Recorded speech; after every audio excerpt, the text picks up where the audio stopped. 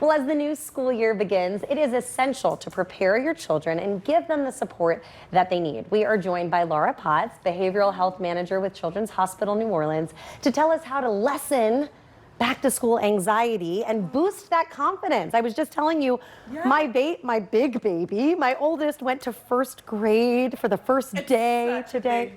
It's such a big day. And it can bring up a lot. She's getting older, so one thing that she kept doing, over the last week or two is telling us that she was nervous or a little bit scared. And we were able to talk her through those things. But what do you do if your kid doesn't tell you, but you just sense that they might be?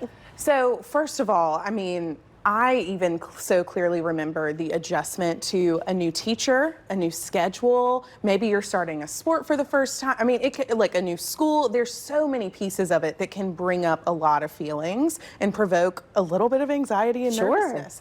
And wow, kudos to your sweet first grader who can tell you, I'm feeling this, I recognize this is happening to me. But so many kids are experiencing that and often feeling it. I think about like the nervous stomach, headaches, maybe a little bit of palm She sweating. did mention a headache this morning, and I was like, do you even know what a headache is? One of the most common places that it manifests, right? And so I think that leading from like a caregiver or adult leading, just assuming that maybe that's happening is also really helpful. To just be like, very straightforward with them. Is there anything that you're nervous about today?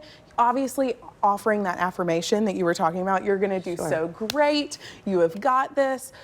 But it's normal to just feel a little overwhelmed, especially coming off of a very hot, but relaxing summer with less expectations. Right. I even felt my anxiety, because we don't have the extra 20 minutes to get the kids out the door. Right. Now we've got to go. We got to go. We've got to get on time.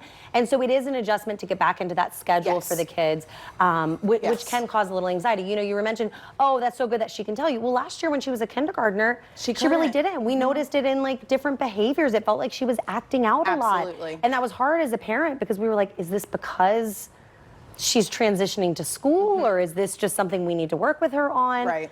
What do you say to parents who may be having a little behavior struggle over the next couple months? Oh, and the behavior adjustments are really hard because you're right, it could be coming from a lot of different things, but I think if we want to think about it being from school, from the classroom, I get really specific, right? Calling out the specific behaviors that you're seeing and wondering and talking about specific parts of their day too, right? Like if it's coming up on the playground, if we're always having trouble with friends on the playground, kind of digging deeper into the specifics of the peers that they're around. Is it because you're tired at that time of the day? Did you not get enough for lunch? Like trying to figure out, I always start with the basic needs. Are we tired? Are we hungry? Are we thirsty? Right?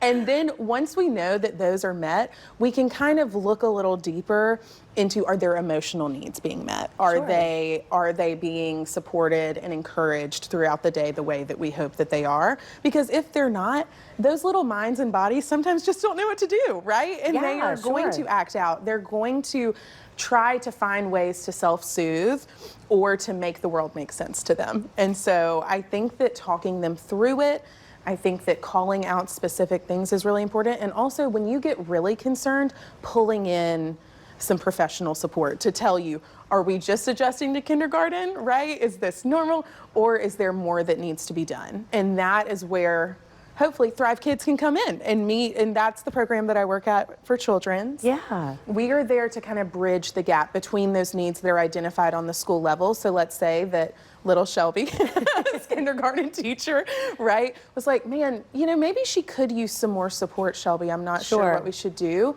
ThriveKids is the bridge from the needs identified on the school level to the care that we can offer at Children's. We can get counseling, evaluations, really anything. That's awesome. How do people find out more about ThriveKids? So you can go to the Children's Hospital and ThriveKids website. We offer care coordination. There's a huge yellow button that says enroll today. You can enroll in our program, and a care coordinator who is a social worker or a nurse will reach out to the caregiver in the enrollment to identify needs and see what needs to happen from there. And then that also allows them to kind of communicate with the school too about any supports that could happen at school to Yeah. Wow, that's so helpful for parents, I'm sure, as we're all kind of getting back into this, a good resource to keep in mind if you need it. One last question I had for you, because it comes up, I think, like every school year, people are talking about it, especially since COVID. When a kid has a lot of anxiety, maybe there's a bully at school, maybe they just don't like the new schedule, don't care for their teacher, something like that.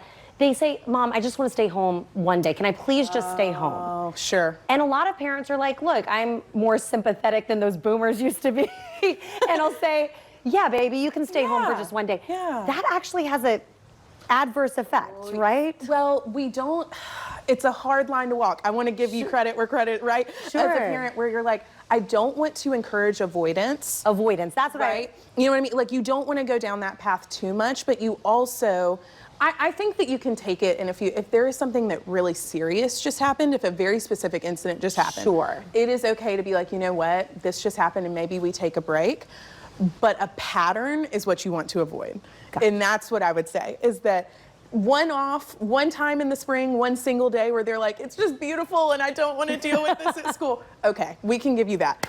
But a pattern of avoidance, a pattern of falling into it, I think is what you want to call out, right? And being like, I know that it is so hard to have to get up and go do this, but I'm here with you all the way. I want you to try. And if something isn't going well, you can go to the front office and you can call me. And but I want you to try. Call ThriveKids. And you can call ThriveKids, yes. And they can help you navigate those situations if you need help. Thank you so much for joining us. I really appreciate it. No, it's been, I hope the day goes well. I know. I can't wait to pick her up and find out how it went. Absolutely. Thank you so much.